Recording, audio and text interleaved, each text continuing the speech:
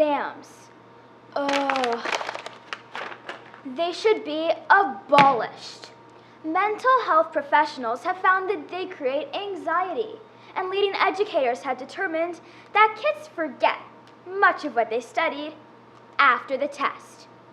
How many of you are persuaded? Well, as much as I would love this to be true, sadly there's a whole other side to this argument. What makes some people extremely persuasive? I'm going to be honest. I have a personal interest in learning the answer to this question. You see, I happen to be one of the only girls in all of middle school that doesn't have a phone. I'm hoping my research will help me persuade my parents to change their minds. Persuasive people generally have three important qualities: clarity, conviction, and charisma. Clarity is the ability to communicate your idea in easy-to-understand terms. You could have the most brilliant idea in the world, but if you can't explain it so that people understand, no one is going to be convinced. Conviction is a must. Think about it. Would you be persuaded by someone who expresses reservations or doubts in their position?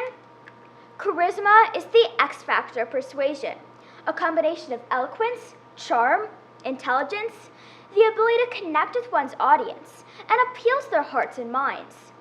Nelson Mandela and Martin Luther King Jr.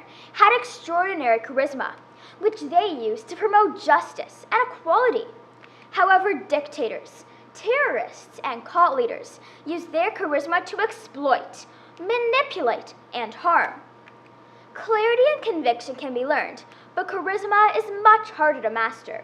As such, other techniques are used to assist with persuasion.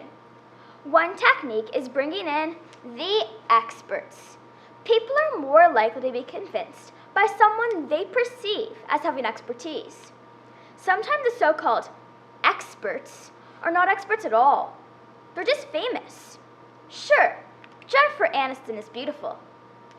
But does she really have the expertise to know that Avena will make your skin glow?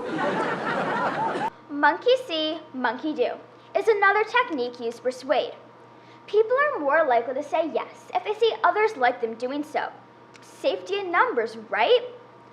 Would girls proudly wear ripped jeans if they didn't see their friends, models, and celebrities wearing them?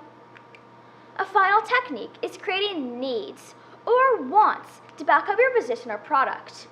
Politicians say, you need to vote for me if you want to save the environment, improve the economy, or make America great again. The media is constantly telling us that their products will make us prettier, smarter, stronger, wealthier, healthier, and even happier.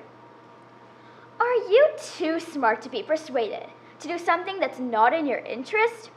At some point, all of us will say yes when we should really say no. Clearly, the ability to persuade is an essential skill. However, knowing when to say no to the persuasive personality can be just as important. Oh, and if you're wondering whether I persuaded my parents on the phone, well, let's just say it's a work in progress.